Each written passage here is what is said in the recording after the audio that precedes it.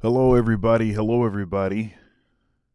I'm Dr. Thunder. This is Two Dads React, and that's my collaboration with Tony from God Rules. Been best friends since fifth grade, and we're both lame-o dads with deep concern about what's happening in the world, and in particular, how it impacts our families. We come about this from a Christian perspective, and yeah, we've got a good topic for you today. Like, share, comment, subscribe.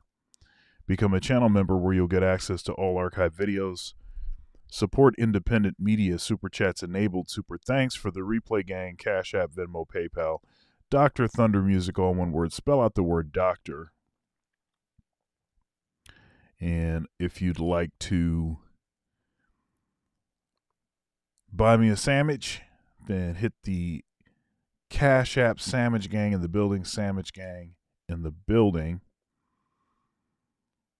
And if you'd like us to address something that you want, then do that in the form of a super chat. That makes it very easy to see what it is that you'd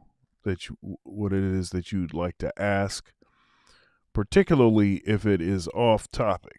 If it is off topic, there's definitely will not be discussing unless you super chat. So, don't be dusty. Anyhow, we are talking today crazy Dubai weather and what's happening to our cities. Crazy Dubai weather and what's happening to our cities. Lots of videos, lots of crazy stuff is going on. One bonus thing that's going on is this sort of parody. I don't know if you are aware of the sprinkle lady, the one that's been encouraging women to be as superficial as possible and only value a man for his money. Well, drizzle is the sort of parody and joke, actually poking fun at this. And I've done a couple videos on this topic if you want to check those out. But it is world-class trolling. It is world-class trolling. But for whatever reason, folks don't seem to know the difference between something that's a parody and satire and clearly not serious, it's a joke, and stuff that is serious. So that's been blowing up all around social media, and just as it seemed like it was slowing down, it really actually caught more momentum. So social issues are still a thing. Last week we talked about Bishop Mar Mari Emmanuel of the Assyrian Orthodox Church, which that church, by the way, is not in communion with the Eastern Orthodox Church or the Oriental Orthodox. And I was doing some research, and it turns out that that church is actually in communion with the Catholic Church, the Roman Catholic Church, although its traditions are more along the Eastern Rite, RITE, the Eastern Rite, and it is more orthodox, more traditional, we'll say, than the Roman Catholic Church. But it is actually in communion with the Roman Catholic Church. So that's a sort of interesting point to make. There are those in the Roman Catholic Church in communion with the church uh, that are, you know, pointing out issues, um, social issues. In particular, Marmari Emmanuel has been rather outspoken against a recent letter by the Pope where he is seemingly endorsing the blessing of certain relationships. So, anyhow, it's interesting. All kinds of crazy stuff's going on.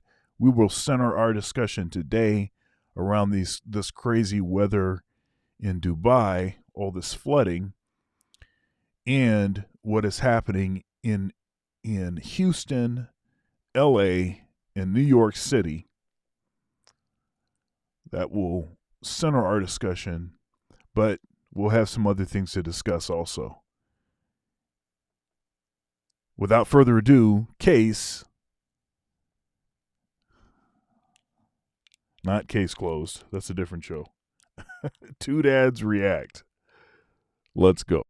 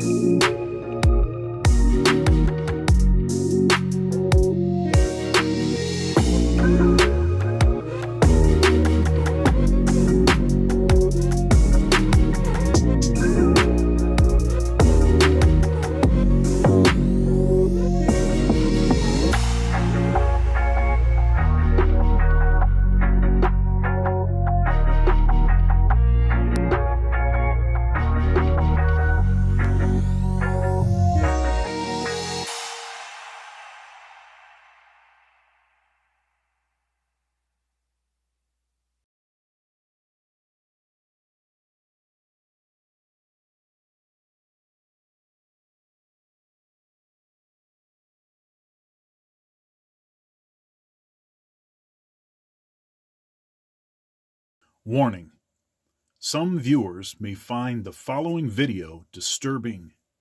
Viewer discretion is advised. Hey, what's happening? What's happening? Not much. How you been, man? I'm all right. Another week. Another week. Yeah. Another week of insanity. Another week of insanity. That's a good way to put it. Yeah. Crazy stuff going on. Um, so you had said that you've been busy. So what you been up to? Oh man, just everyday stuff, family, putting up videos, just everything, all the all the all the above. I get it. I get it. Um, I get it. Yeah, my son started baseball season, Oh yeah, yeah. and We do that too, except for we're not doing it this year because we're going on a trip. But yeah, otherwise we would. We've done it every yeah, year. he started baseball season. I mean, this is his third year playing baseball, and he plays a couple seasons back to back, which is cool. But I missed a couple of his games. I don't like missing any games. But it's what it happened. That's that's how it goes. That's how it goes. Yeah, Um, I mean, sometimes I mean, you know what happens when I was last year when we were doing it was one time I think like none of their teammates showed up for the game. I was like, that's pretty what? surprising. Yeah, that was pretty ridiculous. Last year was kind of ridiculous because like sometimes people wouldn't show up and then they would end up combining. There'd be like two games going and they combine it into one game because there was just wasn't enough players. And then one time, I think we got there and we were pretty much the only ones there on our team. So Um, people are busy, I guess. I don't know, working three jobs, just trying to get by these days. Pretty much. You know what they say. Now these days it takes 75%, 76% of Americans are, both parties have to work full time That's in order because of to just inflation, man. yeah, just to And barely cut inflation it. is, I mean, it's because it's our wonderful GOV basically printing money and giving it to their friends, and then we pay for it. That's pretty much what it is. So if they didn't do that, they put the dollar back on the gold standard a couple of years from now, we'd probably have much lower bills. Things would be lower priced again. They don't want to do that, of course. You know what I mean? No, So they're not going to do they're not that. going to do it. Why would they do that? Why would you want to solve a problem like that? When No, they they wouldn't get don't as like much solving money. problems. They got to have some people working for them, making all the money so they can get it at the top, right? So Yeah. All right. So here, let's talk let's get into it. We one of our topics is about what's happening to our cities. All right. Let's see what this person has to say. You on there and I want to come on here because one, I live in a huge city where it's starting to get really bad. It's always been decent, but since COVID happened and a lot of people from other cities are coming down here, it's just been getting worse. And if you live in the Houston area, you know what I'm talking about. It's just getting flat out worse. I don't know if you guys seen that video of where the girl touched her door handle and it had like a tissue on there and she ended up having to go to a hospital. She went out to eat somewhere in North Houston. Well, I saw that video, and if I try to find it, I saw it on Instagram, but I'll try to find it here on TikTok. But now look at this, y'all.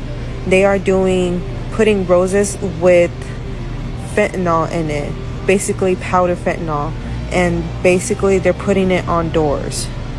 This girl said that it happened to her in the Memorial City area. She was at Memorial City Mall, and that is literally on the west side of Houston. Very scary. Just be safe. Come on. dude, Oh. seriously? Yeah, no, this video is Man, is not it's not breaking news. This is from a bit ago, but this is I to didn't even kind of know that. give this is to kind of give an example of some of the goofy stuff. Well, Uh I mean, obviously you can see the breakdown, of course, of our society. Not exactly loving their neighbors themselves anymore. It seems to be everyone for themselves, dog eat dog, not being taught normal values like don't steal and don't do bad things to people. Do unto others as you have done unto yourself, the golden rule, right? yeah. And notice that the golden rule isn't do unto others as they have done unto you. No, that's not the golden rule. You're talking about, well, I mean, I know what you're saying. Love your neighbors yourself, right? Or love one another No, no, as I've no. loved you. Oh, okay. I'm saying that the golden rule is to do unto others as you would have them to do unto you, not do unto others as they have done unto you. Oh, right. That's called that's called revenge. Did I say it wrong? No. You didn't say it wrong. I'm just saying. I'm just saying because folks, they got to hear that straight. Right. A lot of people, they think that there's some sort of righteousness involved in making people pay for stuff that they did to you. And that's not the way that it works. It doesn't work that way. That's like a Steven Seagal movie or something. No, that's like right. Jean-Claude Van Damme. No. It's some John Wick stuff. Yeah, everybody loves a revenge, a revenge movie. I mean, it's like it's a genre, man. What was that one with Jean-Claude Van Damme where like his back was broken and he's like, "Oh, I'm gonna get up," and it's like Kickboxer or something, right? Wasn't it called Kickboxer?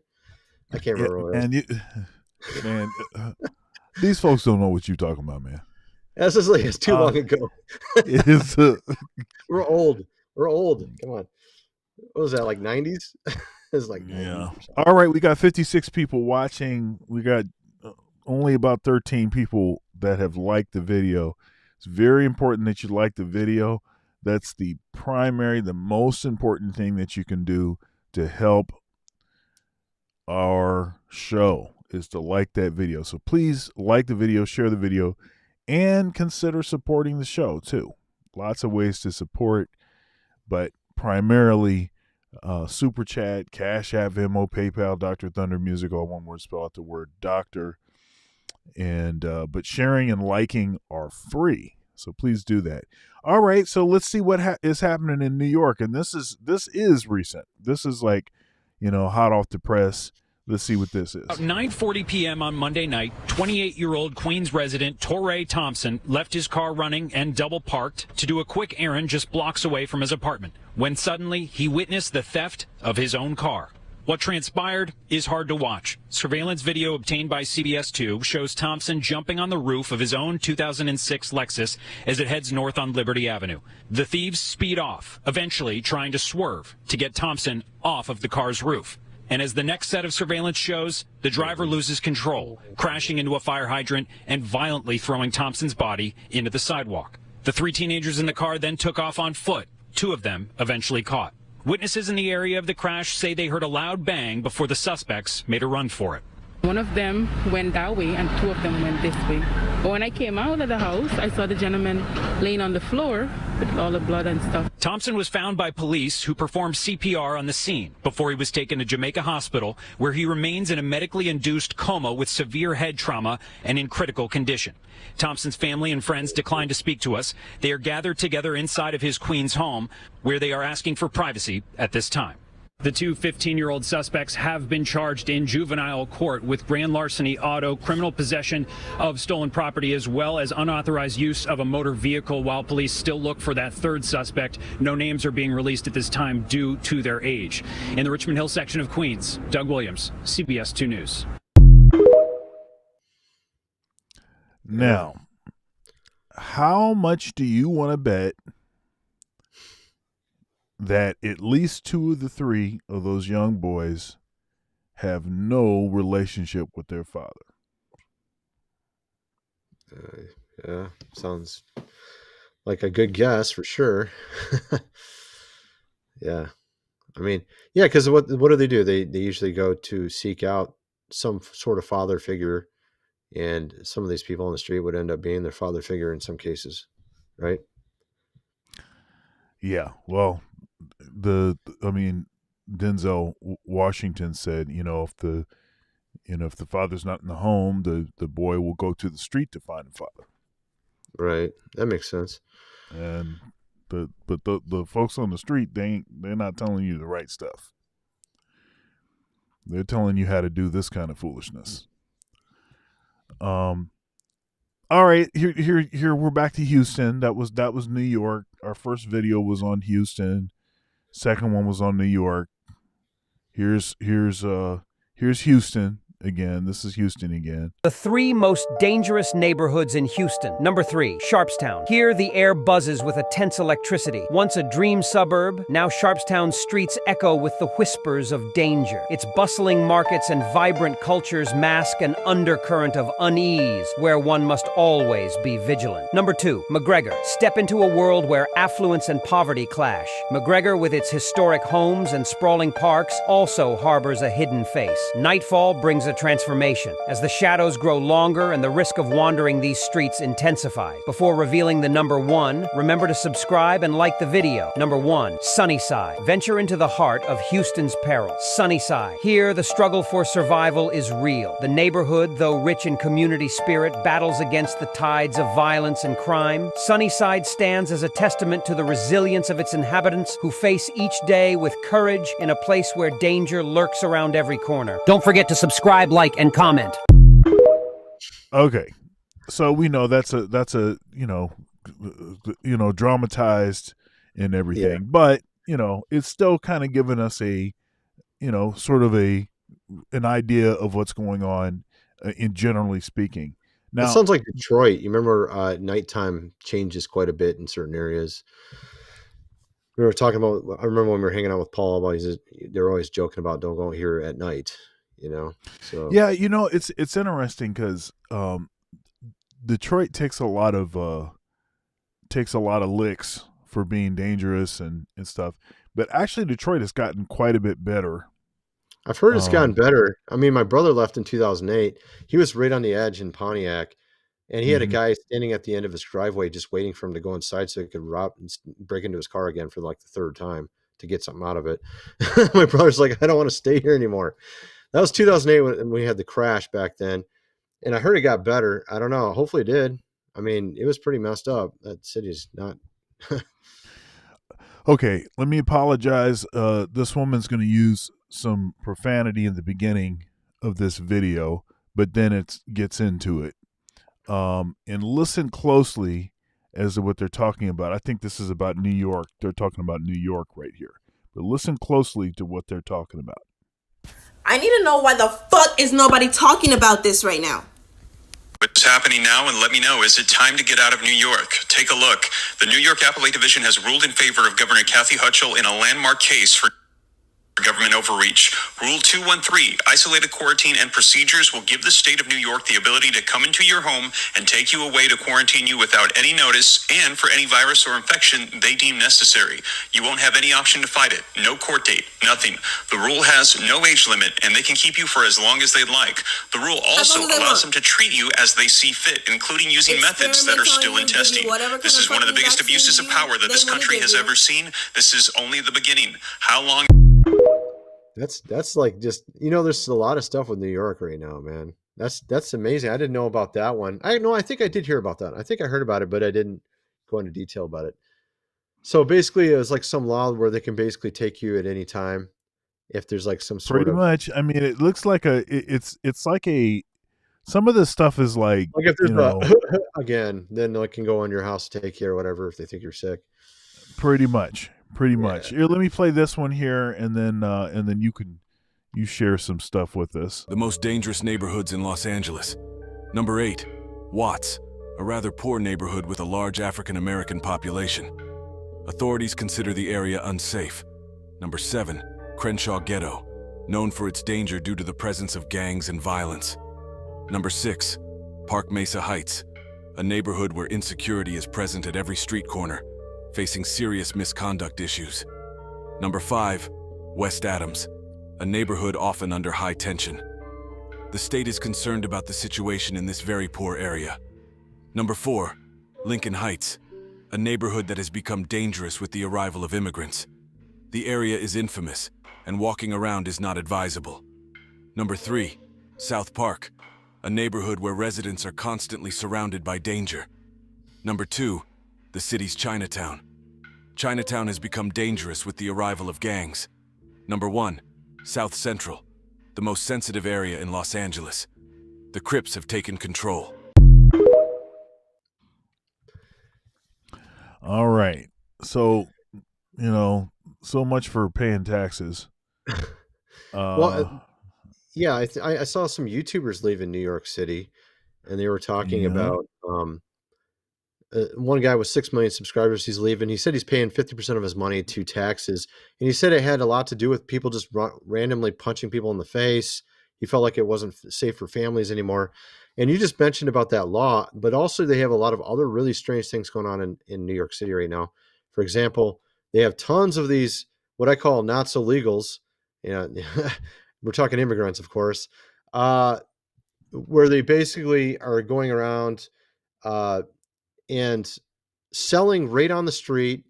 They're also like apparently they were putting them up in luxury hotels, and that recently ran out. So now they're putting them in shelters, and so there's like a ton of this influx of people that are uh, not legal, as you would as I say it, and some people are calling them. Uh, what's the word they're using today for it? They're saying they're asylum seekers. Is that the word they're using? I think that's how they call it. But what's interesting about it is Tyson Foods has just recently said they're going to hire on potentially 40,000 of these asylum seekers, and they're all going to do it in New York State, right? So they brought hundreds of thousands of people in, and you know where they came from. They're not from, of course, here in America. They're from another, country, but they're going to give them jobs. And Tyson Foods just got rid of like 1,300 American jobs. They just laid them off and closed a plant. So I thought that was kind of interesting how they, like a week before they did that, they decided to close this plant, and now they're going to hire on 40,000 plus of these asylum seekers, as they call them. And a lot of them are being put up in luxury hotels for a long time in New York City. And guess who's going to pay for it? The people that live in New York City. Of That's course.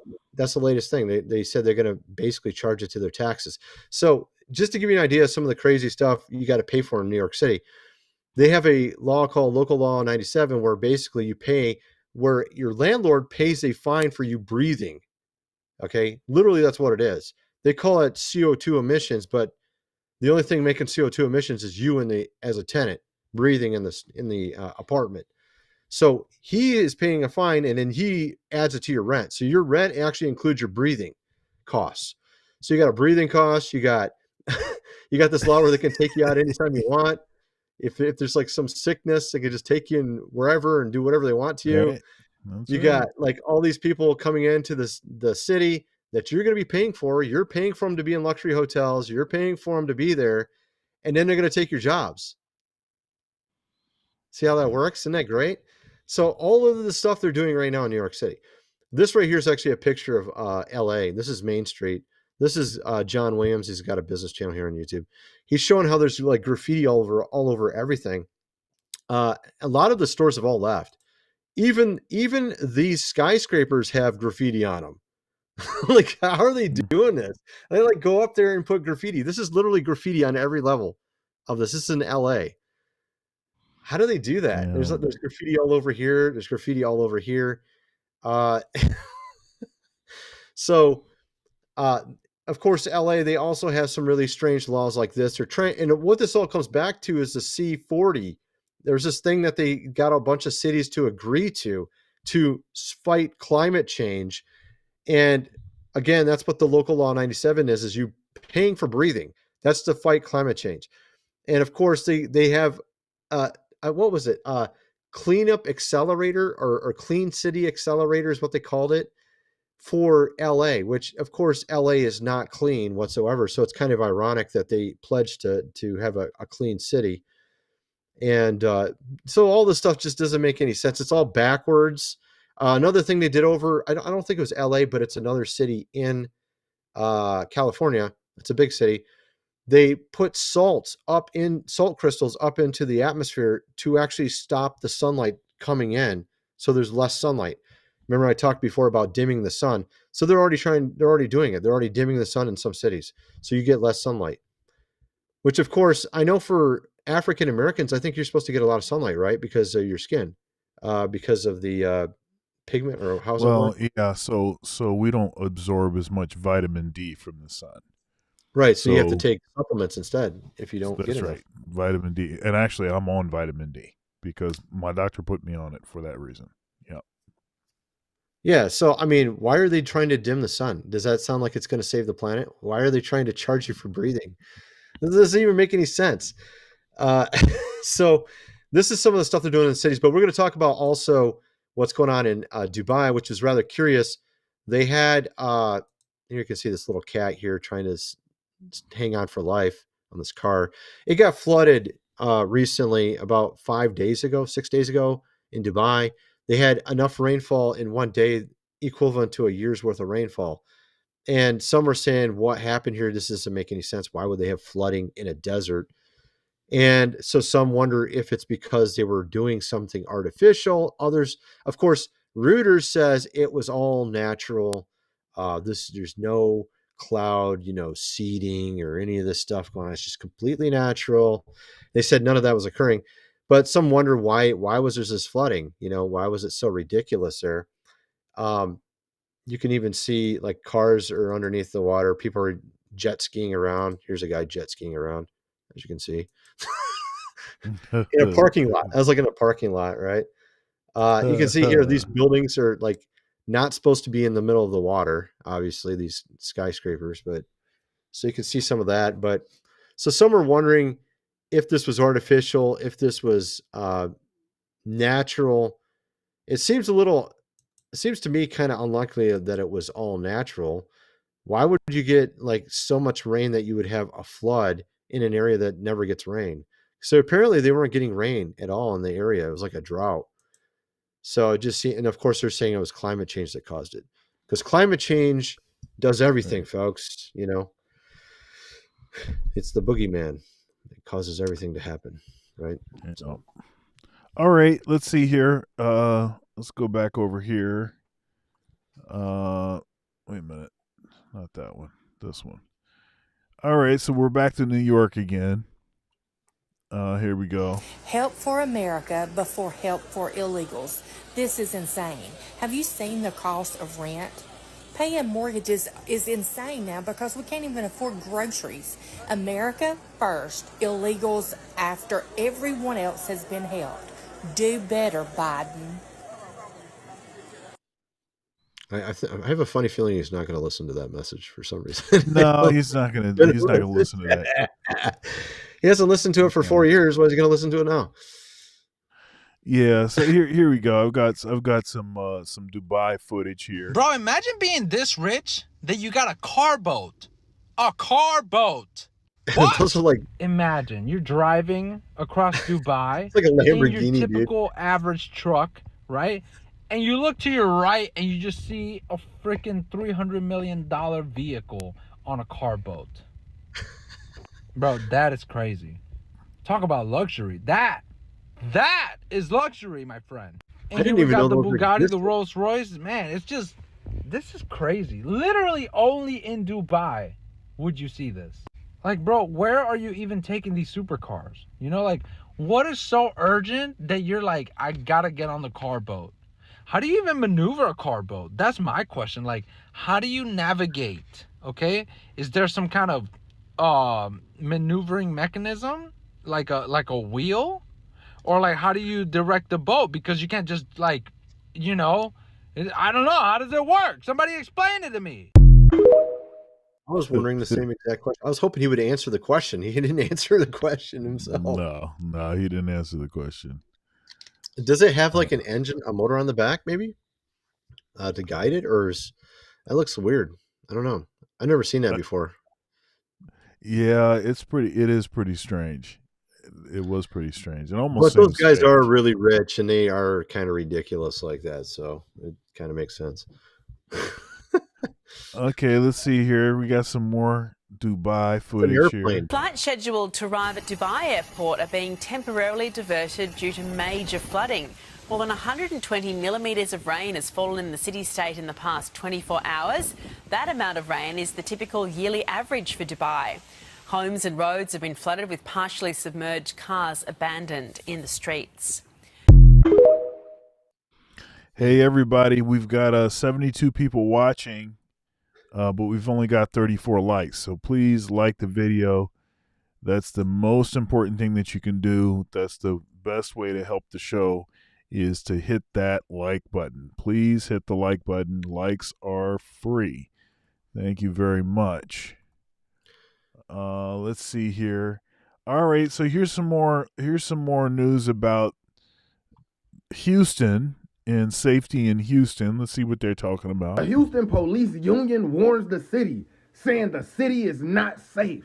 Leaders of the Houston Police Officers Union are sounding the alarm on the city's safety as criminal suspects walk the streets on bond while the police department battles officer shortages. I have never in my lifetime, and I'm a lifelong Houstonian, seen this many suspected unalivers and capital unalivers who are walking the streets of Houston out on multiple bonds. The union's executive director, Ray Hunt, told Fox News Digital, I would not let my wife or my kids walk down the streets of Houston at midnight under any circumstances.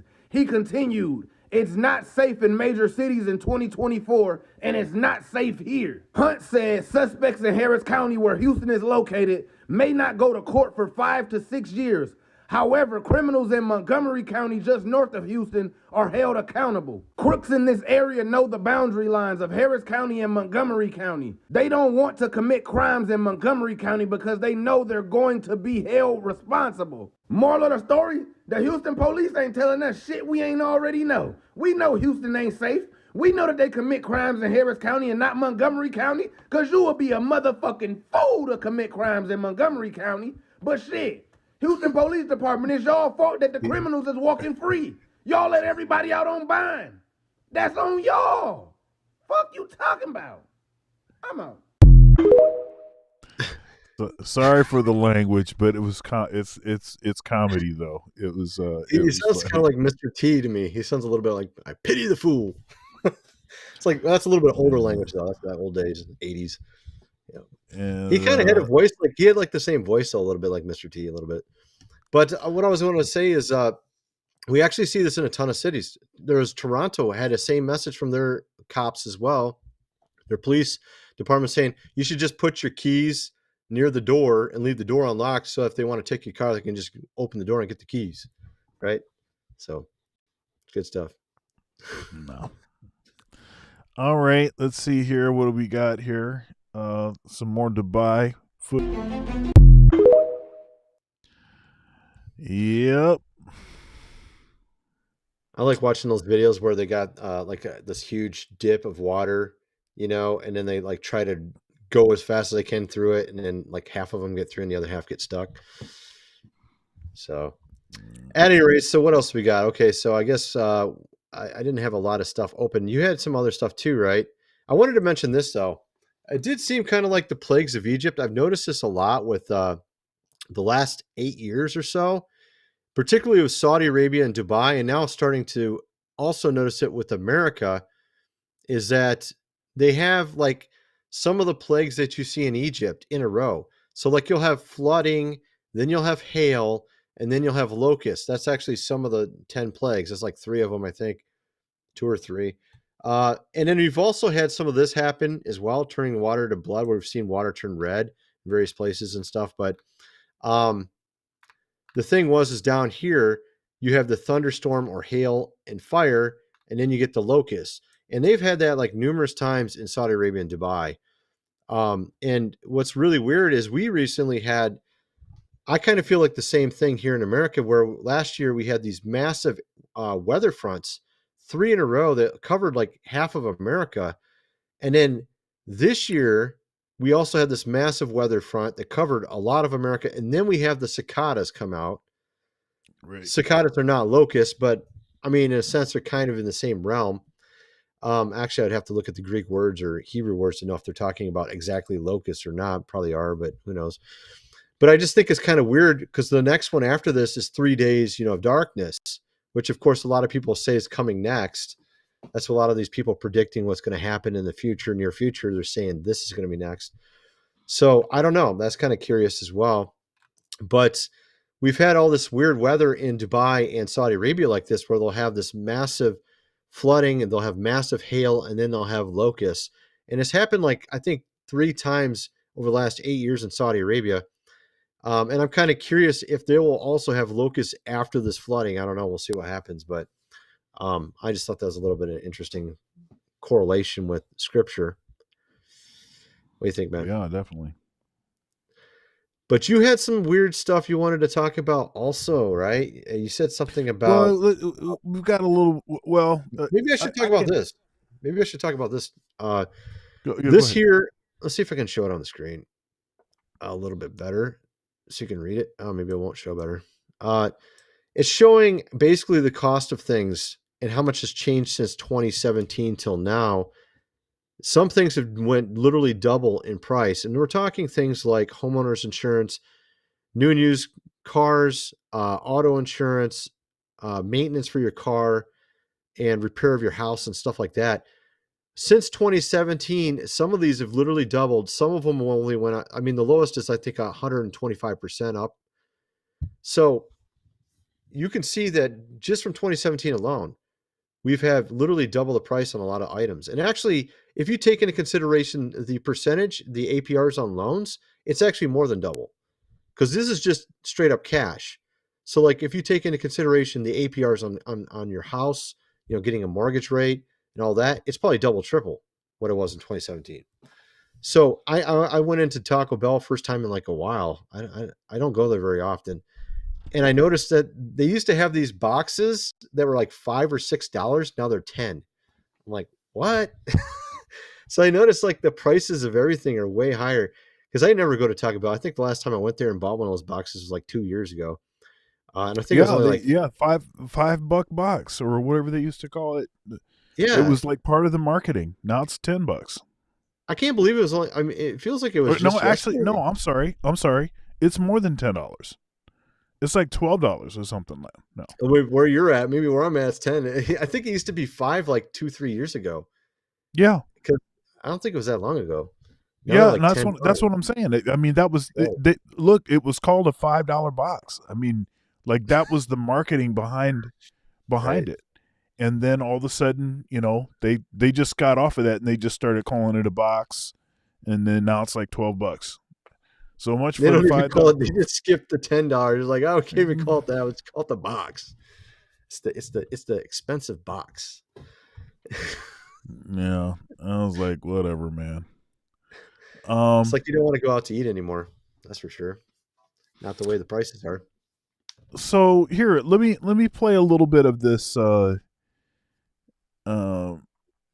Let me play a little bit of this one video I have here. All right. Okay, yeah. I'm going to play a little bit of this, and I'm going to use this to sort of contextualize this sort of movement. And so you've heard about 4B. Okay, so 4B. Is that the Korean one? Is that the Korean one? Yeah, that's a Korean thing. And of course, 4B had nothing to do with the sort of crisis, the sort of reproductive crisis that Korea is in now. It has nothing to do with that, because 4B didn't begin until 2019. And South Korea has been on the decline for 60 years. I can give you a little context too with it, a little bit real quick. I know from my wife working there that a lot of the women are very much into materialism stuff, and they expect the man to buy them a lot of stuff there, based on what she was telling me. And with the people she worked with, they're like into Gucci bags. They want you to buy everything. They want the guy to buy everything. So just to give it's silly, because I think in Korea, the women have more advanced degrees, and they actually are further along in their career, because I think in South Korea, the men have to take 2 years to do something. I'm not sure what it is. Oh, probably military service. Yeah, that's right. So they have to be out of the market for the job market for 2 years, while the women get a leg up. But then the women still expect the man to shell out all this loot, when they're actually the ones making more money. So yeah, right. So it's a lot of stuff is sort of coming together in an unfortunate manner, but it really doesn't have anything to do with 4B. But what 4B is a very small fringe that, they're saying, no to reproduction with men, no to sex with men or relationships with men, and and basically they're they're going to lock the whole thing down, and if you don't give them what they want, and it's basically a sex strike. That's basically what 4B is. Well, but the thing is they also have the money because they work, like you're saying, they already got the job and they're in the market. So then they're like, I don't need a guy or something kind of attitude. Maybe a little bit. But what I'm saying is this is a very small fringe. This is like right. a matter of fact, you listen to Korean women talk about it, they'll tell you, yeah, that has nothing to do with it. Matter of fact, I played a video when I covered this. I played a video of this Korean woman, and she's like, 4B has nothing to do with this. Y'all don't know what you're talking about. Matter of fact, most of the TikTok 4B videos are non-Korean women. It's like a bunch of Western women basically trying to act like, hey, you go, girl, because they're like celebrating because women are toppling society because they're, holding it hostage, and it's like, no, it has nothing to do with it. 4B has nothing to do with what's going on in Korea, in South Korea. So that's one thing to understand with this whole conversation. But what folks are trying to do is they're trying to say that there's this new sort of development called the soft guy era, drizzle, which is a direct parody and a sort of satire and a joke, frankly, against this particular content creator named Shira7.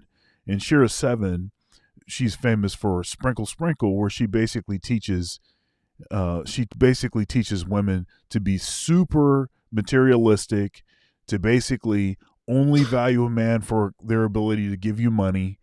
I was watching a video that MTR covered, mediocre tutorials and reviews of Shira, where she's saying basically you have to be mean because mean girls get more than nice girls. And so she was basically telling the women how to be mean to their men to basically extract maximum, money. Is that a little bit toxic? It's super toxic. It's super toxic. No. It's only toxic if it's a guy, never a girl. Well, no, it's super toxic. But the thing is, the whole what the drizzle thing is basically it's these guys that they're saying, okay, we're going to take that same stuff and we're going to turn it back on you. But the way that they're turning it back on them is comedy. It's a joke. But it's not serious. when you see people,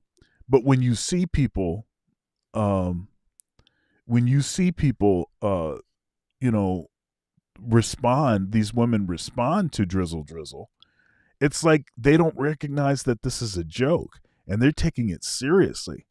Right. And you have some women even saying that drizzle is some sort of response to 4B, but it has nothing to do with 4B. It's not related to that. And it's like the drizzle they take it seriously when it's a joke. Yeah. And that's like a common way to try to shut it down too. Cause there's like other things in the past where they've done memes that are like a joke. And it's kind of like they expect it to be taken down. Like sometimes they even do it that way. But okay, so let's take a listen to some of this at least. Let me head over here. Oh, yeah, you got to go in the right place. There we go. The 4B movement is going to force men to be red pill. It doesn't matter if you're single. Hello, brother. I don't know if you're aware of this or not, but most black men are already red pill. They hate us. Y'all hate us.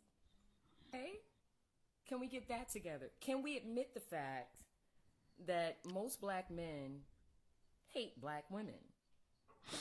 They hate us. See, we're not talking about the 4B movement in the West, specifically black women such as myself. I'm not concerned with white women because they screw every feminist movement over once they get what they want from their men who have the most power. So when white men fold, they fold just for white women. And for them, that's enough.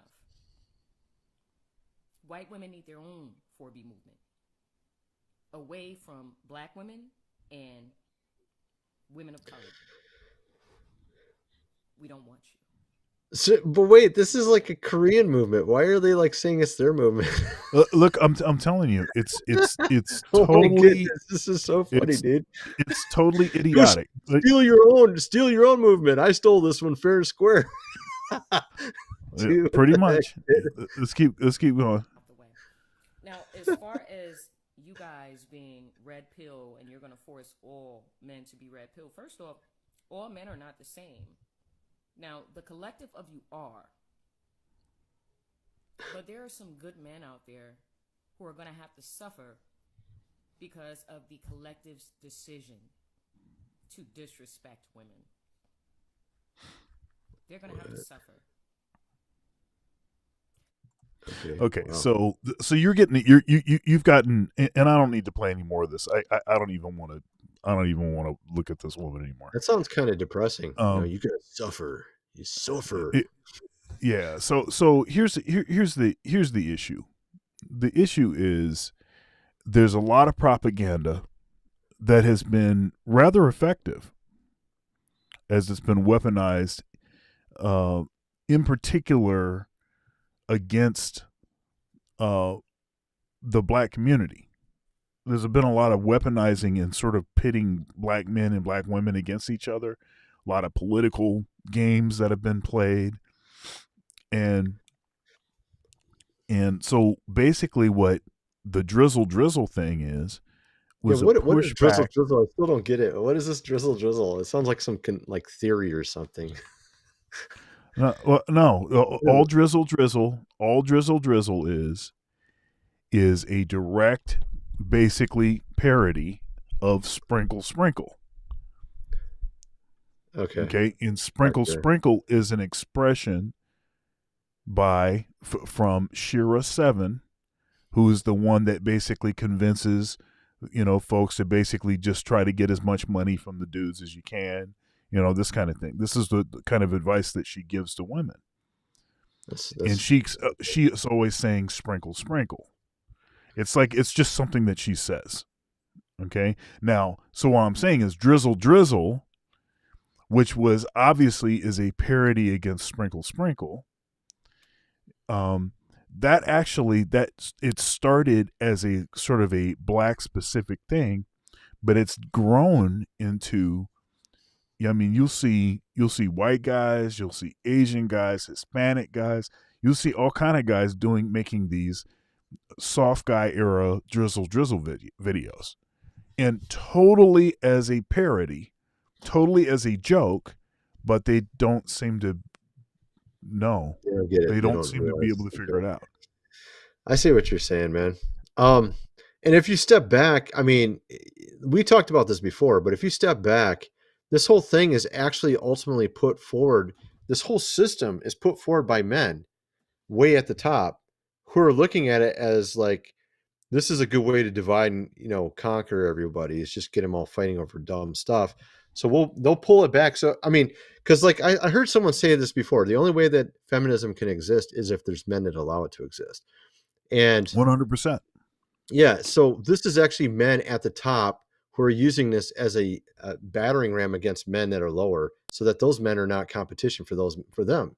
They don't want any competition. They just want to stay at the top. So they use this as a, yeah.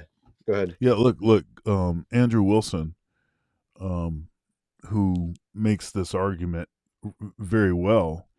He says, basically, how can you be equal if one of you has to ask the other to grant them equality? Right. Exactly. And so that produces, it's a scheme. It's a scheme. Well, the thing is that it's the evidence that we weren't designed. Feminism is not the natural state of things.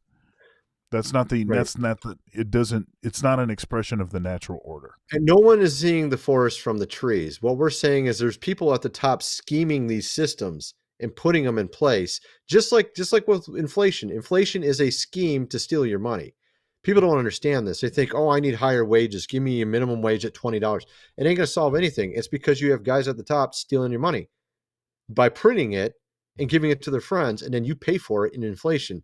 You're paying. It's like a complex system of a robbery. They're robbing you, and they're just doing it because they make the laws. They get away with it. Same with this topic with feminism. It's used to divide and conquer.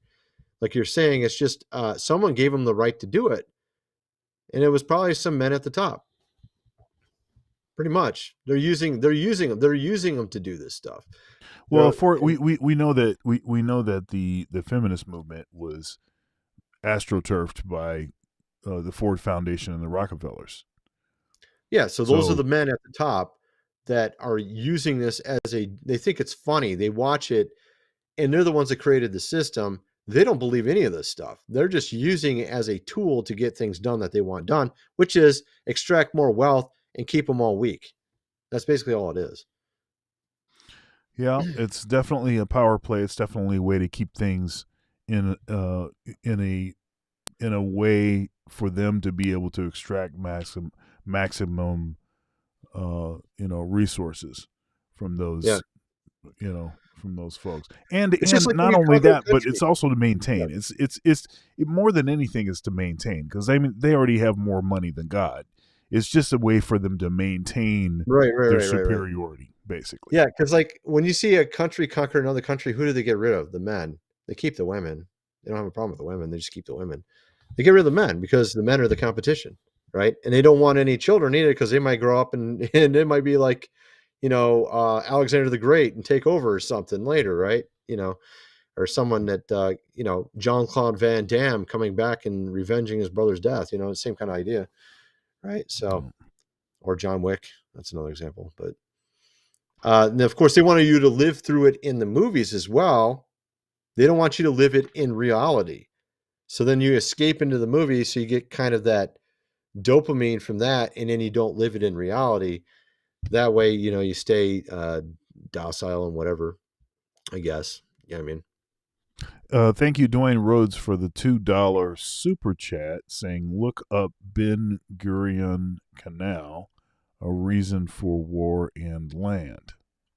I never heard of that. What is that? We'll have to check that out. Thank you very much for that support. All right, let's see here. I've got some more for us here. Let's see here. No, we don't need to. Matter of fact, I'm going to can that one. But check this out. Okay. So this is more about this legislation in New York, the government from the governor of New York, and this is about squatter law. I'm back with another one, y'all. Listen, last week I updated you guys on what happened with the homeowner in Queens who had the squatter take up her apartment and then turned around, called the cops on her, and had her arrested. He was brought up on charges, and he's facing all kinds of grand larceny and possession of stolen property charges and fraudulent charges, and potentially up to 15 years in prison because of his actions. Now this week I'm back with another one. Come on, Governor Kathy Hochul. Do your job, ma'am. New York governor signs new squatter law after 7 on your side investigation. Now, this is only right. Not all superheroes wear capes, because this absolutely 1000% needed to be done. So because of this new law that the state assembly and the state senate in New York, my home state, signed into the bill that they signed into law over the weekend, now what it means to be a squatter is being redefined, and what it means to truly be a tenant is being redefined. Historically in New York, for the last several decades, we've had what you call like squatters' rights, right? So after 30 days of inhabiting a residence and getting mail and things like that to that residence, technically and legally, that's your residence, whether or not you live there for real or not, right? So by virtue of just inhabiting a space for 30 days, you can make the claim that I'm a tenant and I have the right to be in this space. Unfortunately, that has created a wicked loophole in which people have gone into vacant apartments and vacant homes that people actually own and have inhabited these homes And the homeowners and the landlords have been unable to get rid of these people through legal means. Through law enforcement, I should say. If they call the cops and the cops show up, the cops are like, yeah, nah, I'm not touching this. I want no parts. You got to go through housing court, which means now that this person can continue to inhabit this residence for the next several years while you go through housing court trying to get the person evicted through legal channels. So now you can't just claim under this new law that's been passed in New York, you can't just claim that you're a tenant someplace because you've been there for 30 days. It's going to take a little bit more than that. And it's going to actually take some sort of proof of an agreement to rent between you and the landlord. I'm here for this. I'm thrilled about this. I got even better news. The New York state law takes effect immediately and comes over a series of 7 on-your-side investigations into the growing problem. Over the weekend, both the state assembly and the state senate passed a new bill. It's a small change that lawmakers say will have a big impact. It will have a big impact. I'm glad that they passed it over the weekend. I'm glad that they had these 7 on-your-side investigations of countless victims that are currently going through a lot of stress and strife and spending a lot of money trying to legally evict someone from a residence that they technically shouldn't have had legal rights to in the first place. Did I mention I'm glad that this takes effect immediately? Immediately. So landlords and homeowners, help is on the way. Because not that people don't deserve a right to housing and not that people don't deserve a right to live someplace that is appropriate and, warm and all of those important things. But you got to do things the right way. You can't just inhabit a space and decide this is my space now. That's not nice. One small victory for mankind is all I got to say. All right. It's so insane. That's one of the most expensive things you can buy is a house. Somebody shouldn't be able to, you go on vacation for a month, you live in New York State, you go on vacation for a month, some dude takes over right when you leave, and he stays there the 30 days, you get back and he owns your house. You know what I mean? Like, what? That doesn't make any sense. So obviously that's just an insane law. It's good that they passed that. Apparently they passed some law maybe because of the outcry, right? So that's good. New York is all right. sick. Here's some more New York news. This is not brand new. This is about a year-old video, but it's still pertinent because what she's talking about is continually happening over time. New York is sinking, literally. Right now, I'm in the heart of New York. There are so many buildings and skyscrapers here that the ground can't hold the weight, and the downward pressure is building. There are more than 1 million buildings in the 5 boroughs. It's sinking 1 to 2 millimeters a year, and some areas are sinking faster than that. It's not an immediate threat, so why does it matter? Well, sea levels are also rising, so the risk of floods becomes even higher. The city is an island, and it faces a significant risk of flood hazards due to rising sea levels, 3 to 4 times higher than global averages, according to a recent study. New York is built on a range of bedrock to soft soils. It's complex, with clay-rich soils and artificial fill. New York isn't alone in this. The study found that a lot of coastal cities are facing the same problem, where cities appear to be sinking faster than sea levels are rising, particularly in Southeast and East Asia, but also in North America, Europe, Africa, and Australia. The aim of the paper is to point out that each new high-rise build could contribute to future flood risks. Okay. All right. So that's an interesting thing. It seems like not very much, a millimeter per year, 1 millimeter to 2 millimeters per year, but we know over time that's going to pile up. Yeah, for sure. That's going to pile up, and since the water is rising, that isn't what you want. You don't want the land to be sinking and the water rising at the same time. That doesn't work for you. Is this in Dubai here? Oh, this is the storm. This is Dubai. So and they're saying this is what caused the storm and the flood. So let's see what they're talking about.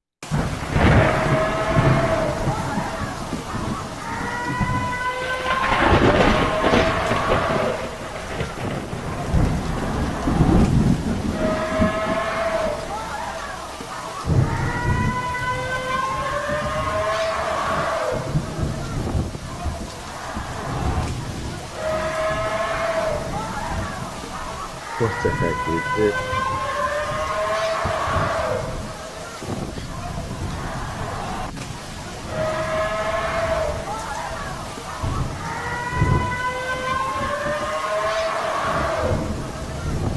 Is that like an animal? What is that sound? I don't know. Dang, bro. But these are all in... They don't look like the buyer. Is it the buyer? It's almost over.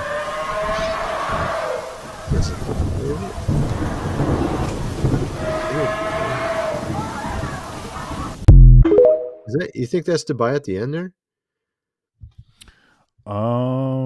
Let's see here. It looks different. Maybe I don't know what their houses look like outside of their multi-million-dollar buildings. Maybe it is. I guess. I mean, it seems like it is. Yeah. Yeah. That's kind of crazy, man. Look how deep that is. Way up past the windows. Yeah. Hitflix in the chat says it was Godzilla. It was Godzilla. Okay. Godzilla. That's what caused the flooding, man. Was Godzilla, man. Come on. All right. Let's see here. You got something else you want to show? You remember no, I mean you can show that. I just saw this No, let's go to you first because I only have a couple more videos. This guy had a video about every U.S. president comes from the same royal bloodline. I've seen this channel pop up. You usually see him pop up on. You see him pop up on like what do you call them? The little short videos, like the TikTok, YouTube videos. What do you call those? The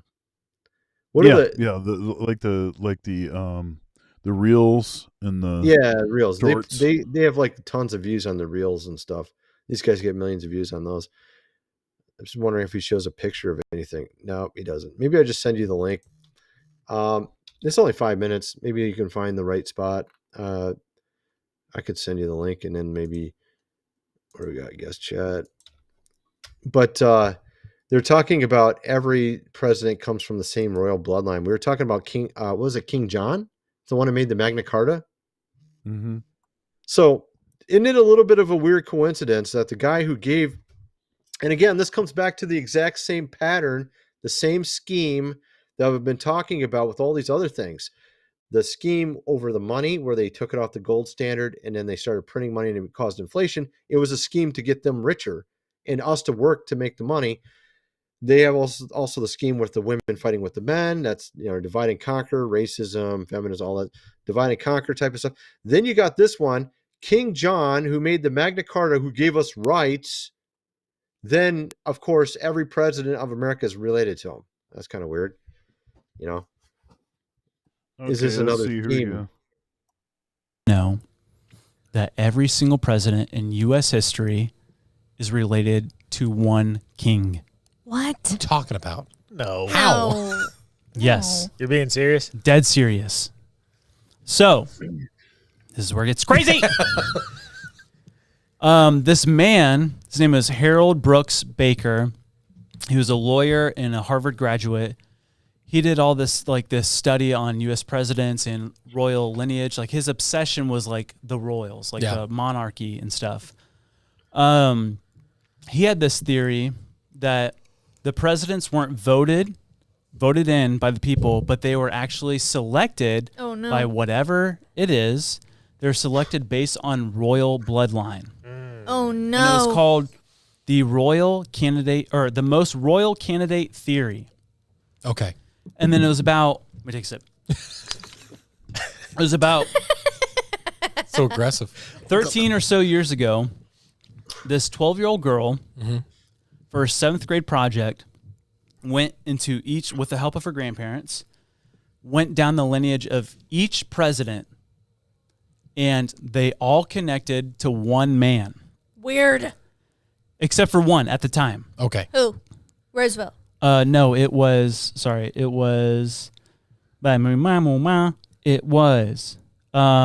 Van Buren, the 8th president. Yeah.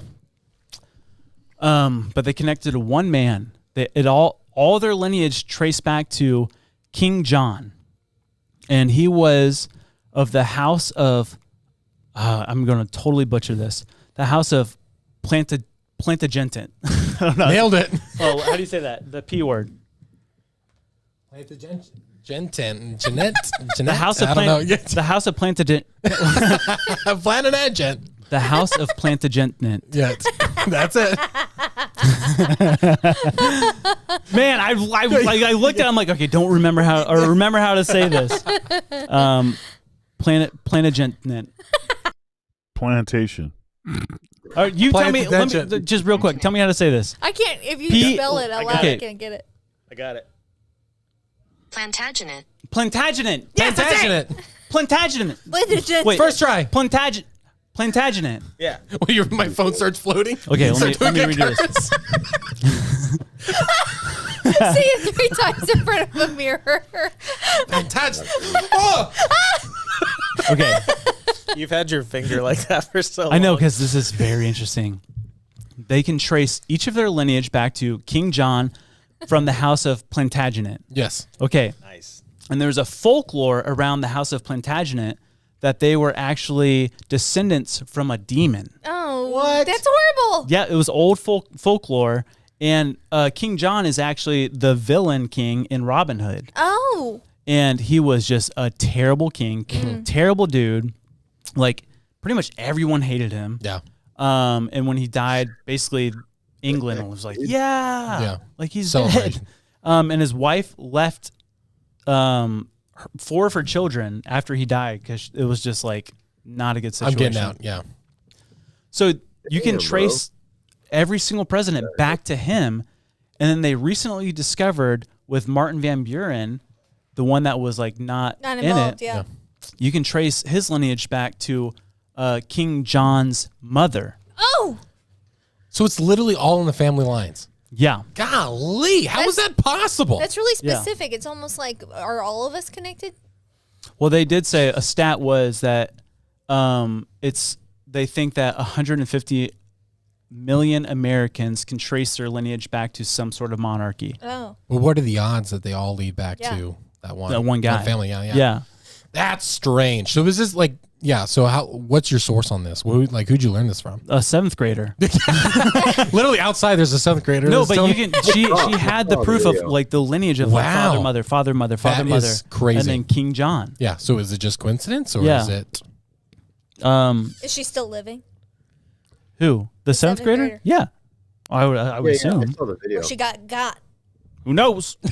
But yeah, even Donald Trump is related to King John. Wow. Why am I not surprised? Because I was like, it was like 13 years ago. So it's like, oh, you don't know if Donald Trump is. Yeah. And then another video I watched is like, he is in fact, his descendants go back to King they John. Keeps coming up. Do they? Is there betting on U.S. presidents, like who's going to win an election? Of course there is. I'm sure there is. So then we should all definitely get in. Just trace the lineage. Yeah. Yeah. But then what if both candidates are also, then we're messed up? But that's where this dude's theory came in, was like, he's like, it's not about who the people vote for.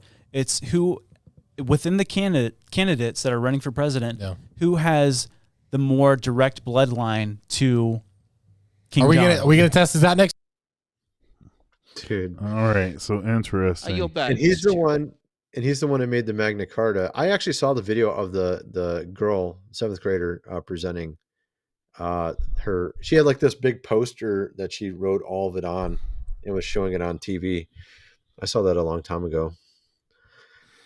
Interesting. Yeah, so he made the Magna Carta, though, which is really interesting. That gives us our rights. Our rights come from King John. Actually, our rights come from God, but all right. Go ahead, man. What do you got?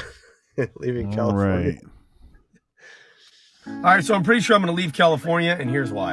I'm a father of 4. I can't even let my kids go to the corner store, any of the corner stores around here. So in California, we decided to decriminalize drug use and possession of certain amounts. And then we decriminalize lower crime like theft under $1,000. Well, what that turns into is you can't let your kids go to the corner store because they're out there getting high. And then they get really, really high. They go inside and they ransack the place violently. My family was over here at the drugstore less than half a mile away getting 50's ice cream. That's exactly what happened. Guys run in, beat up the clerks, who's like, why would you do that?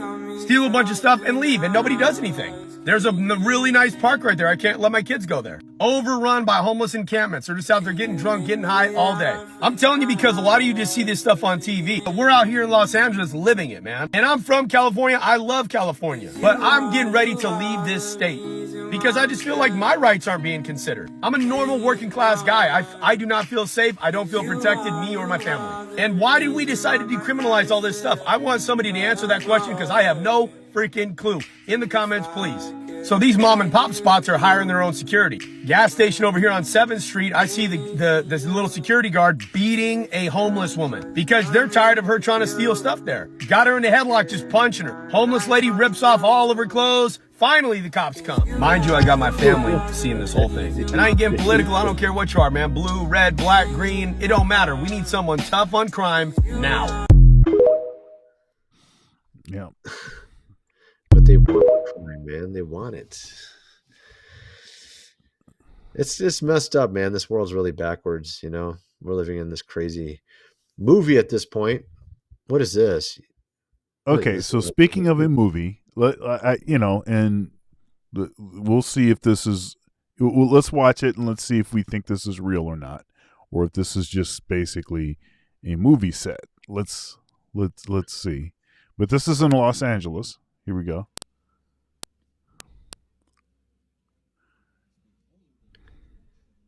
What?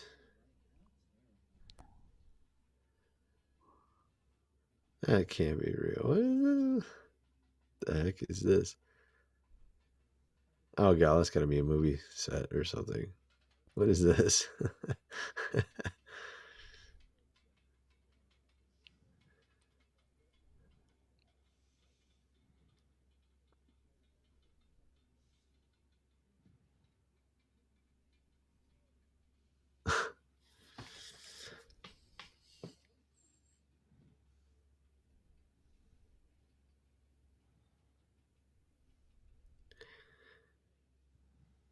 Yeah, it looks like a movie set, yeah. Yeah. It's what it looks like. It looks like a movie set. So that's a little bit phony there at the end, just for fun. And yeah, I mean, do you have anything else you want to? Well, I mean, I don't know, not really. We covered a lot of stuff. I'm good, man. I just thought, with regards to the church, though, you remember this? You heard about this whole sword swallowing guy, right? You heard about that whole thing? I think so. I think we talked about that. He was. Did we talk about it last time?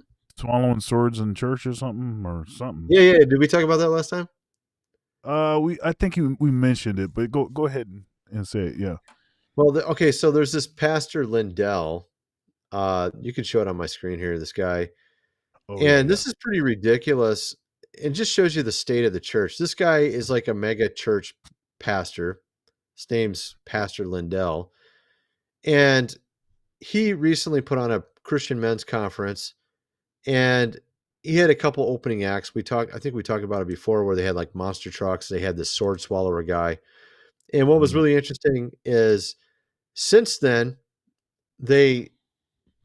so basically, at first, Mark Driscoll is, where is he at? Here he is. Mark Driscoll is the guy who was at the men's conference who got up front and said, "This is not right. We should this first act seemed like the spirit of Jezebel was at this men's conference." And what's interesting about the whole thing is when you look into it, this guy used to be a stripper, okay, and he says he was baptized Orthodox, by the way. That's one of his things. But what's really weird about it is he's got a pole. He takes off his vest. He swallows the sword. He goes up to the top, and then he goes down, upside down, and kind of falls down, and then stops himself before he gets to the bottom. And then he puts his arms out like an upside down cross. So he does this in his act at this men's conference. And so this guy basically said to Mark Driscoll was the pastor that called this out in the first place, right here.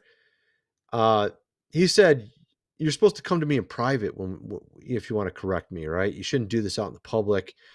And then apparently later, they kind of got along for a little while, and then it went sour again. And what ultimately ended up happening is this guy, the pastor put on the men's conference, said that Mark Driscoll needs to repent now. So Mark Driscoll is the one who pointed out this whole weird performance. And now this pastor is saying that no, this guy who used to be a stripper is saved now. He's a Christian, been a Christian for 10 years. He's got a family, he goes to this church here. And actually in his own video right here, he admits that he was baptized Orthodox, but the guy is doing stuff like this. He's got Buddhist stuff on his website. He's like meeting Buddhist monks and stuff, and clearly not been a Christian for 10 years. Let's just put it that way. And so what's really weird about it is the fact that he makes this upside down cross at the end of his performance. And it kind of made me think of like I heard of something recently where the devil will mark his territory. So you've heard about when they put these weird statues in like city councils, or not like city buildings, or in like downtown, Detroit or something like that. They'll put like a devil statue or Baphomet, right? And the reason why I think the devil does that is he's trying to mark his territory. And if you don't object to it, he gets the territory. You see what I mean? Like if you don't object to him doing that, he takes over the territory. Now, this was a men's conference. So I think this was kind of like, this could have been a marker from the devil saying, I own essentially the men's church. You know what I mean? Kind of like that. And if no one calls it out, then the devil gets it. The devil gets to have control. And I don't know if there's a scene here where it shows him upside. Here it is. You can see right at the end, he's upside down, like an upside down cross. It's like the devil trying to put his mark, saying, I get to be over the church. You see what I mean? And I think the devil does this so that he can kind of control stuff. And this is how he's able to get into America and do all the stuff he did through things like abortion, et cetera, et cetera. It's a marker. If you don't object to it, then he gets to put his position in. I'm I've been, playing the, non-polemic, everybody's allowed to do their thing, what do you want to call it? Inclusive, whatever. Individualistic? No, not individualistic. Inclusive. I've been doing that whole thing. I'm not doing that anymore. Yeah, exactly. This stuff is this stuff. You talked about the devil being over the church. This is not church. Right. But what I'm saying is huge. These huge venues to just pack them in. I am starting to just say that's not church. No, this is what I'm trying to get at. So what I'm saying is, what I've been always saying is that the devil gets in the church and he's outside the church. That's how he plays it. Everyone thinks he's just outside the church. He's not. He's in the church and outside of it. If you let him in, and if you do let him in, then you're no longer a church. And so what I'm saying is, this guy who's calling out Mark Driscoll. Now, I'm not a fan of Mark Driscoll. Don't get me wrong. I don't like the guy, but when he's right, he's right. He's calling out something bad, and this guy is not a minister, flat out. Just, there's something weird going on here. I feel like it's the devil trying to play a game here, trying to take over things. And when your church compromises, you're no longer a church, is the way I look at it. And when you let the church in the first place, I'm sorry. I know what you're saying. My point is, though, is when you let the devil have dominion, that's when he takes over things. And you're seeing it with the Catholic Church as well. Let the devil have a little bit of step in, more and more and more. Then eventually it's no longer a church. It doesn't even have any standard. Now, the Orthodox Church, I like how it is. It's kind of like it's got a very basic design, and it's designed in a way to where it's very difficult for the devil to get in. And this is why the devil hates it so much. But it's really interesting that this guy, claimed to be Orthodox, and he doesn't even understand salvation. He says that when he's falling down with the sword in his mouth, and then he catches himself right before the end, that's God saving him. That's literally what he says in the video. I mean, if you want, you can play it. Yeah, but he didn't claim to be, or he's not claiming to be Orthodox. He said he was baptized Orthodox. Yeah. Well, I understand that. I understand some that, people but I'm don't saying understand what they mean. They don't understand their own faith. No, I understand that. But what I'm saying is, this dude is not Orthodox. You can It say used that to you were be, you can say that you were baptized Orthodox. Orthodox is about right teaching. And so right. if somebody is saying about this guy that he's saved now, then that guy is not Orthodox, because Orthodox don't talk that way. That shows that he's more Well, Protestant than anything, because well, I that's mean, Protestant terminology. well, I mean, this is just a terminology game, anyways. I mean, terminology is terminology, but the important part is that, uh, you know, the devil finds ways to get into things, and with America, people allowed certain things to happen that shouldn't have happened. I talked to my mom a long time ago about this. Like I said, why did you guys? I mean, what were you guys thinking about this whole thing with Roe v. Wade way back when, and them taking God out of schools and stuff? She's like, well, we went to church 3 times a week, so we already just thought, that God would protect us, and we would just keep going to church 3 times a week. But see, that's the thing. You let the devil in the door, he's going to get in farther. This is where people misunderstand it. You can't allow any of it. So when you allow any dominion, like you take God out of schools, it's not going to ever, it's not going to come back unless you fight for it. And it shouldn't have I, been let happen in the first place. yeah, I understand that, but Yeah. my point is, see, America, in my estimation, America was doomed from the start because it's been a Protestant country. Well, it was started. So it I'm was not doomed gonna. from the start. And by your logic, the devil had already gotten in because and allowed all of these divisions. The Well, Bible's I mean, clear. There there's should a be lot no of. divisions. I mean, like you could look at it. I mean, you could look at it a few different ways, but I mean, you could do that with also the Roman Empire. You could do that with a lot of stuff. I mean, I haven't seen a perfect empire yet. I mean, when we get to heaven, I guess we'll see one. But I mean, Yeah, no, the thing yeah, it depends on you you what you can't mean by perfect. underestimate the power of God, and that God can work through even things that you wouldn't expect. Like God can use even pagan kings to do things. So what I'm saying is, I'm not disputing so, that. so what I'm saying That's is, not my argument. if you have a standard and you let that standard go, you're going to just fall down lower and lower and lower. And of course, yeah, there's probably a better standard they could have had in the first place. I get what you're saying, but if you're not even maintaining this standard here, and Yeah, then you just keep going, the devil's going to take whatever he can take, and he's yeah, not looking for the perfect church. He can go wherever he wants and take something, right? So he's going to take what he can take. So that's yeah. my So point is that yeah, I understand what you're saying. I'm just saying that yeah, just using your argument, the problem was there in the beginning. The problem was yeah, there in the oh, beginning. yeah, You already had people that were basically desiring to do stuff the way that they wanted to do it, not right. actually submitted to the historic church. They had already broken themselves away from the unbroken apostolic succession. They had already done all of these things. They already were interpreting scripture privately. They were Well, already embracing divisions. but see, They were already that doing was all of these things. where did it came from? Where did it come from? The Protestant church came from the Catholic Church, and the Catholic Church also went into error as well by claiming to be, in a sense, dictators over the church. So they put one supreme leader over the church and said their bishop was not only preeminent over all the others, Yeah. but the But top one. let's keep it But focused no, on no, no, one no. topic My, my at a point is time. that the error started with the Catholic Church, and then the error came from the.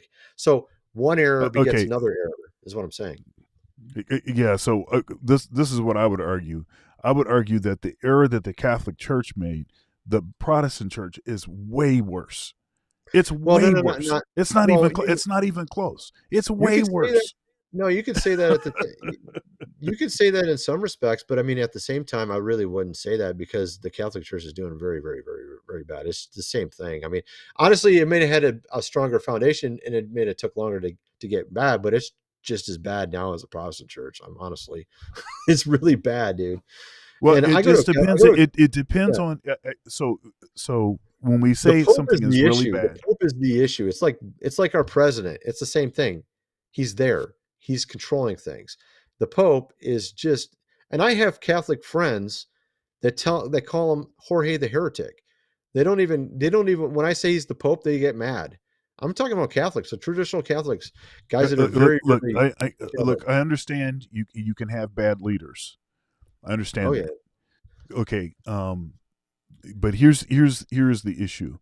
If you just evaluate doctrine, just look at doctrine, and yes, sure, you can bring up indulgences, and you can bring up a short list of things that I would also disagree with respect to Catholics. But even if you consider all of those things, the Protestants, with respect to not just all kinds of wild and crazy doctrines, the proliferation of anything goes in fast food Christianity, where you can just basically go and choose. You don't like it here? Go over here. You don't like this take on Scripture? Go find this other person. Well, the That devil stuff loves has division. gone totally out the wazoo. So Well, the yes, I can the disagree. foundation's bad. I The can foundation's bad. disagree. I can disagree with the Pope. I can disagree with specific things about the Catholic Church, and I do. I'm not Catholic. I'm Orthodox. However, if we're honest, the issues, even the doctrinal issues that you might cite with the Catholic Church, and perhaps certain practices with the Catholic Church, it's that stuff is nowhere near as erroneous and bad and devoid of any historical continuity as Well, I this mean, okay. as this stuff that is going on. And I'm not talking about and I'm not talking about every Protestant church necessarily. I'm just saying that there's so much variance. I mean, you might as well not even put them all under the same Protestant umbrella, because It's it's like God so said. crazy. God can make followers from rocks if he wanted to. You know, he could make rocks into humans and make them praise him if he wanted to. My point is that, yeah, of course, the Protestant church has a bad foundation. I agree with that. Matter of fact, that's part of No my ministry. foundation. It's not even a church. I wouldn't go that far, but my point is that they have a Well, bad foundation because they went with the Masoretic text. They rejected the Apocrypha, and they went with this whole concept of kind of what St. Augustine taught, which is, by the way, is what the Catholics went with as well, which was also bad. So my point is that I see the Protestant Church as the daughter of the mother of the Catholic Church. I see them as the same thing. The St. Augustine doctrine is where it all came from. Error begets error. And my whole thing is not, I don't have a problem with Protestants, Catholics, or the Orthodox. If you're a Protestant, Catholic, or Orthodox, I'm good with you as long as you trust God and believe the gospel correctly, and you believe the Nicene Creed, the original Nicene Creed. That's orthodoxy. I mean, if you believe the original Nicene Creed without the filioque, which the Pope added in, yeah. But it's I understand. No, what my you're point is though. My point is, saying. if you look at how the devils got into the church, I believe that back during the Middle Ages, we had some sort of semblance of structure that was set up by God, and then it has been essentially dissolved while the devil has been using his wiles, or whatever you want to call it, to sort of dissolve everything about. And now we're living in a far away time where everything is just completely backwards. And there are good churches, there's bad churches. You can get good Catholic churches, good Protestant churches, good Orthodox churches. But I'm guaranteeing you get bad of all three as well, I'm sure. And I'm even going to include Orthodox because I'm sure there are probably a couple bad ones in there. I don't know, but I'm sure there is. But my point is that, like, if you don't go back to the foundation of Christ and you don't go back to understanding how Scripture was really taught in the early church, then you're going to have a problem no matter what. And so that's my whole goal, is to really understand So how you're it was taught in the yeah. So original. you're look. I can separate between bad people and bad doctrine. So the church is about the correct teaching, the right practices, in the correct teaching. Yeah, that's cool. what the church is about. Okay, Right, so you right. can have bad leaders, you can have bad apples, you can have people that do all kinds of wrong things, and they have a robe on when they're Right. doing those wrong things. You can have that. We know that exists. This is humanity. But Right. when you say there can be a bad Orthodox Church, that's a contradiction in terms. Well, I understand your It's a Orthodox. contradiction in terms. So this is the reason I'm saying it's a contradiction in terms is it cannot be Orthodox and also be failing in that way. Certainly, right. you can have If you wanna people take that it. fail. You certainly can have people that fail. You certainly can have sinners, right? Right. Because we know all have sinned and fallen short. But you cannot have the one church and also be bad at the same time. I know what you're saying. It's either the church or it's not. And one of the things that separates Protestantism from orthodoxy and then I would include the high Anglicans, Catholics, Orthodox, is that high Anglicans, Catholics, Orthodox, they believe that the church is visible in one. The church is visible in one. Now, they may dispute as to what they think the church is. The Catholics say we're the true church. The Orthodox say we're the true church. The high Anglicans say, hey, we have a right, to sit at this table too. Oriental Orthodox say we're the right, we're the true church, whatever. But the church is visible in one. Okay. The Protestant thing is that is this doctrine called the invisible church. Well, I understand what you're saying. You're church- talking about doctrines and stuff, but what I'm saying is I don't classify myself as a Protestant. Other people do, and I don't think the church is invisible either. So my whole point is that, like, I think God, it all comes back to God, because if God's not involved, you're not going to go anywhere. Just like if God says to these rocks to get up and sing, they will. Yeah. I understand that, but let me finish what I was saying. And I'm not talking about you. If the shoe fits, then wear it. But I'm not talking about you.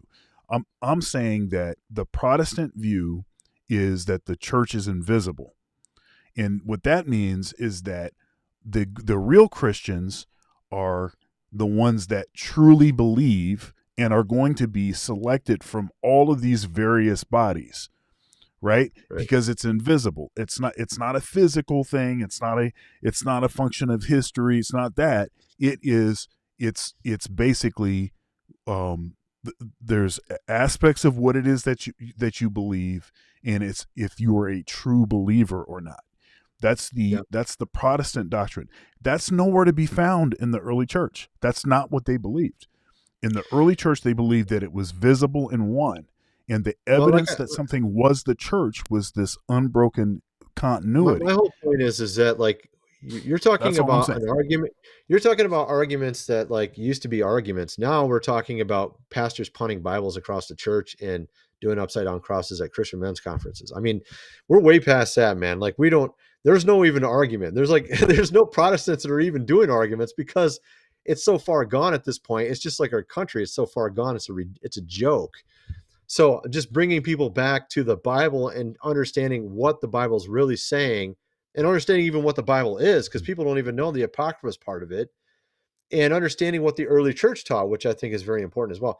Just simple stuff like that. You're already light years ahead of these mega church pastors. These mega church pastors are like, this guy, this Johnson, this Lindell dude, he's not even a pastor, but he says and this is what I'm saying, the devil will put his own ministers in the church, and people will think they're the real deal, and they'll follow it because they're too busy working all day. They go to our 9-to-5 job. It's probably 9-to-8 job now.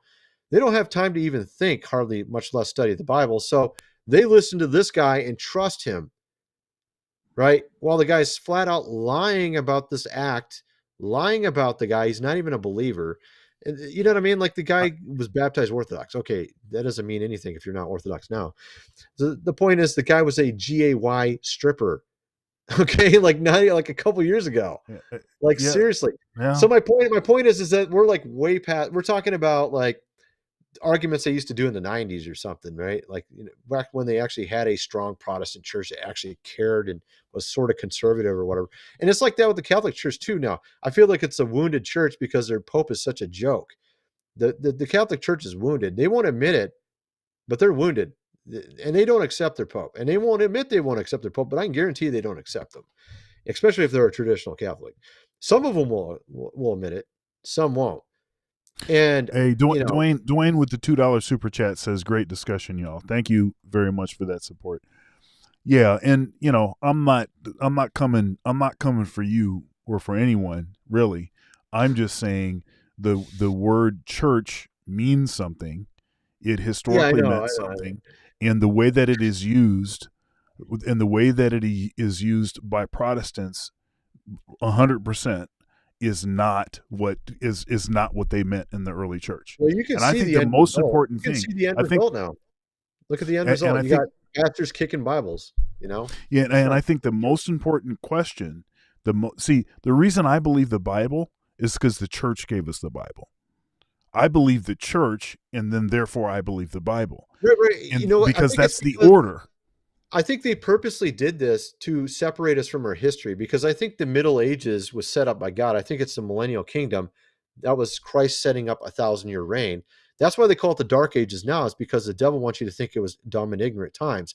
But if you look at their buildings, they're extremely elaborate, beautiful cathedrals, all these buildings they built back then, right? Very intricate. Obviously, they weren't dumb. They weren't illiterate. How could they build these if they were dumb and illiterate? So what they tell us about that history is a lie. I think that is our foundation as a church, and everyone doesn't even know it. They don't even know the foundation of the church is that God set it up back then. It ran for 1,000 years, and then the devil was let out of the bottomless pit. This is my theory, back in the 1500s. And the first thing was Joan of Arc being a woman warrior. And this is what we see today. The woman is the warrior. The woman is the breadwinner. The woman is this, that, and the other. And the man is not. This is the devil unseating the man and putting the woman up. This is the role reversal thing is designed to destroy society. So all the stuff you see around us is purposely done. It's a form of chaos. The devil is a chaos dragon. And so we're seeing chaos around us. And that's all he's good at doing, is causing chaos. That's why you see all these cities falling apart and everything else. Yeah, and the greatest chaos is folks don't even understand what the church is. Well, yeah, I mean, it's like they Israel. have no understanding. They have Israel. They have zero understanding of what the church is. I mean, if you're looking, the most important question to ask is, what is the church? Cyprian said, "He that does not have the church as his mother cannot have God as his father." Well, that makes sense. I mean, I understand what you're saying. And he said that in around 250, about 250 AD. And this predates, of course, the New Testament canon of Scripture by almost 150 years. I agree with you, but my point is it's like Israel. Israel was at a point where it had completely fallen apart, like Ezekiel. It's just like totally destitute, forgotten their God, don't even know their scriptures anymore, completely don't follow their own religion anymore. At that point, it's like that's where we're at. That's where America's at. It's like it doesn't even know its own religion, doesn't even know who it is, doesn't know anything anymore.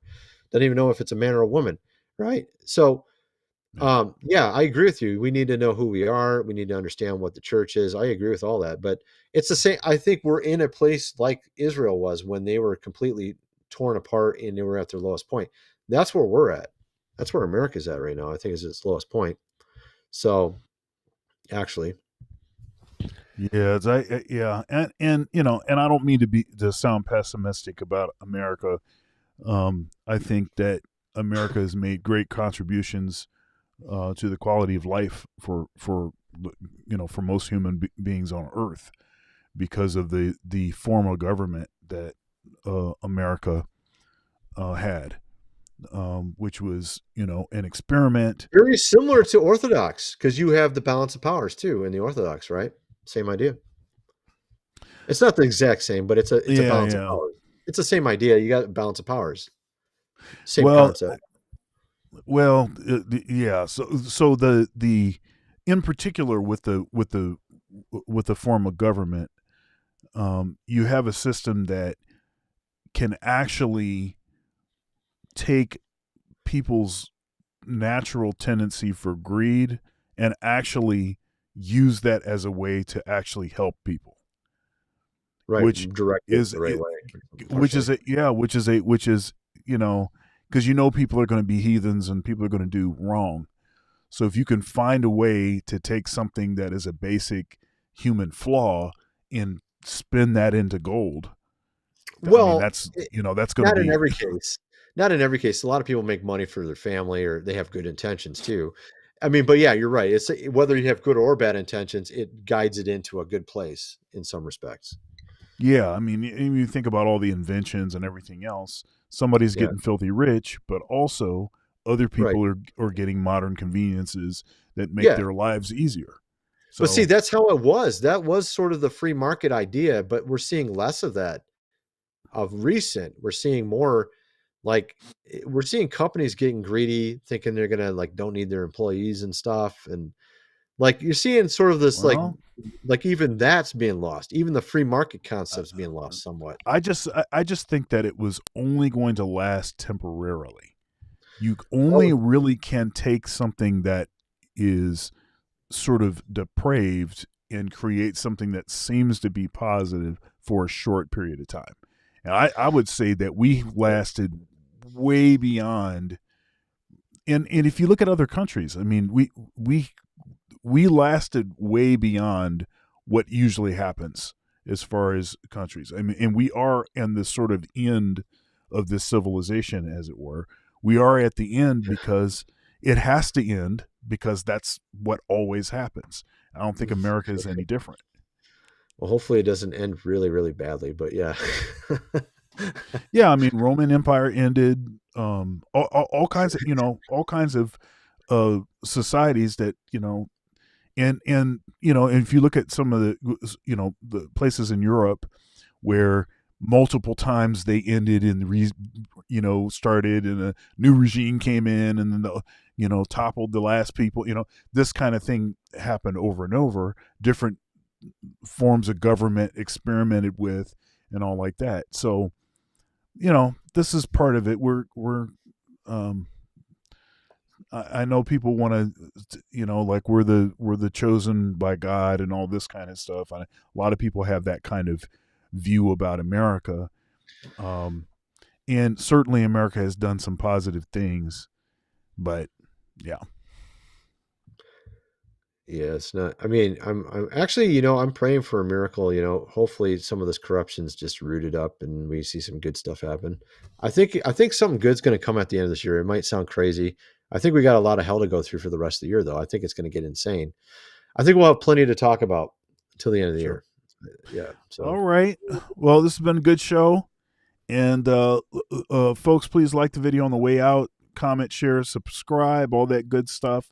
Make sure you go over to Tony's channel, his various channels, which are they're tagged in the title of this video. You can go directly to them, subscribe. You can watch his videos. You can participate in his promotionals, and you can join his channels. All of that stuff. Make sure you go and do all of that.